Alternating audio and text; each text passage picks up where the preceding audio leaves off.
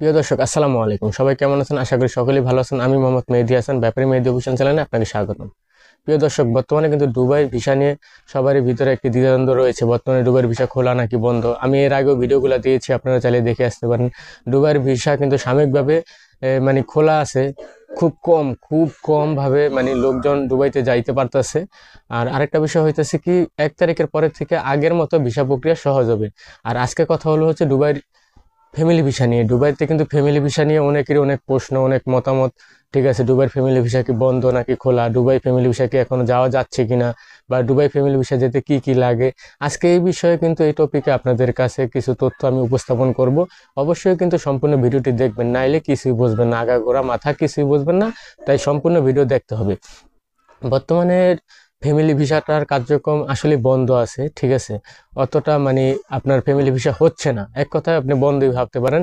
তবে হ্যাঁ, আগামী মাসের 1 তারিখের পরের থেকে, মানে সেপ্টেম্বর মাসের 1 তারিখের পরের থেকে দুবাই ফ্যামিলি ভিসায় আপনি আগের মতো ভিসা প্রক্রিয়া সহজ হবে এবং সহজে যেতে পারবেন। তবে হ্যাঁ, কিছু রিকোয়ারমেন্ট রয়েছে, আপনারা সবাই জানেন যে চাইলেই তো আর ফ্যামিলি ভিসা যাওয়া যায় না, সকল কিছুরই একটা রিকোয়ারমেন্ট থাকে।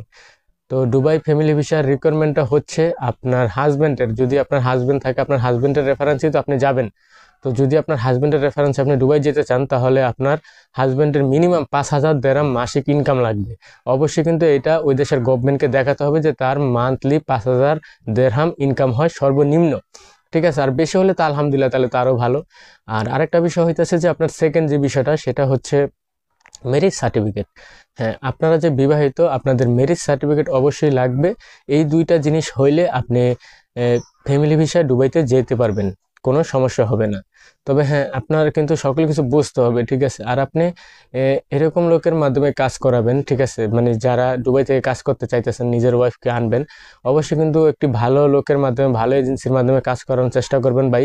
কারণ অনেকে কিন্তু ফ্যামিলি ভিসাতে লোক নিতে নিয়েও প্রতারিত হয়, ঠিক আছে। অনেক মনে করেন যে কাজ জানে না, কাজ লোক কিভাবে নিব সেটাও বোঝে না, ঠিক আছে। কাজ কাজ নিয়ে বসে থাকে, আসলে কিন্তু তারা লোক আসলে নিতেই পারে না, ঠিক আছে। এরকম আছে, আবার অনেক আছে প্রতারক, ঠিক আছে। তো আপনি এই যে কোনো কিছু করার আগে অবশ্যই ভালো করে জাস্টিফাই করবেন যে আমি এই মাধ্যমে লোক কি নিতে পারবো কি পারবো না, ঠিক আছে। আর কি কি রিকোয়ারমেন্ট লাগবে ফ্যামিলি ভিসা যেতে, সেটা তো অবশ্যই বুঝে গেছেন।